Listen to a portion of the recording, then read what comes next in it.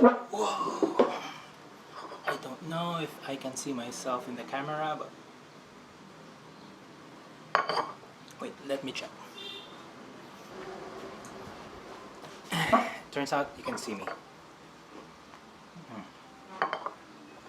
So, finally, after a long time, it's been 4 months since my last video. And just a quick update, I'm still alive. The cafe is still operating. Last December 25, Christmas Day, we had a flood. And the cafe got flooded a little, but we're okay. We had to close for a week though, so it's now January, so Happy New Year, I guess. And I don't have a script, so I'm just going to give you my thoughts on the... Wait, let me get it. Never mind, it's too big. Anyway, you can find a lot of pictures of it around the internet, and there are a lot of videos talking about its build quality, its functions, and the like. So what I'm just going to be talking about right now is for my use case in a home cafe in a relatively low volume level of making coffee. First off, the main reason I bought the DF64 was as a replacement for my previous grinder, which prematurely died on me. So I was looking for a grinder with a bit higher, a bit bigger motor, and the 250 watt AC single phase motor in the DF64 looks pretty good, because from what I've read, those kinds of motors are more durable than what was inside the previous grinder I had.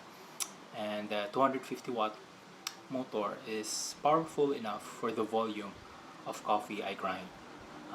Next, the burrs in the DF64, the flat 64 millimeter burrs, really do make consistent grinds that is pretty suitable for the coffee I make. As you may have seen in my other videos, I do Slayer shots on my Breville dual boiler, so I had to grind the beans finer than the usual espresso grinds, and the DF64 does it pretty well, although not as fast as commercial grinders that I have seen.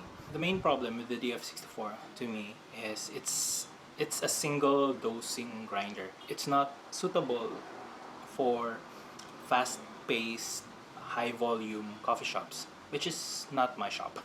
So I just utilize small canisters to pre-weigh the beans and put them on a tower that I made, so that I can just put the pre-weighed beans on the grinder and grind. But that limits me to up to 10 shots per batch. So after I run out of pre-weighed beans, I have to refill them. But being a small shop, it's not really a problem, because I rarely get above 6 coffees to make at a single time. So I usually have time to refill my bean canisters. While the DF64 is working pretty well for me, I had to do just 2 modifications on it to make it as pleasing as possible to use on my shop.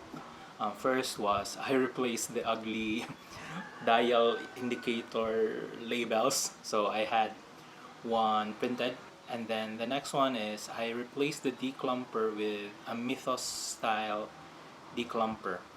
So I just cut up a food grade plastic and shaped it into teeth, like zigzag teeth, and I found that the less teeth you have, there will be more static on the grinds. The grinds will stick to the cup or the portafilter or the sides of the funnel.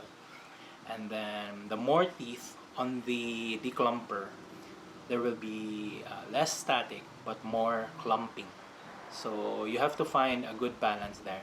I usually grind just the same beans or similar beans, so I have settled on a declumper design that fits my needs. So if you have your own DF64, I guess you have to find which declumper works best for you. to help me keep the place a little bit tidier around the grinder, I bought a funnel. I bought this funnel from a Thai, was she Thai? Oat Sirpun. I don't know how to pronounce her name, but this one goes on the portafilter, and then it keeps the grinds inside the portafilter so that it won't throw out grinds everywhere.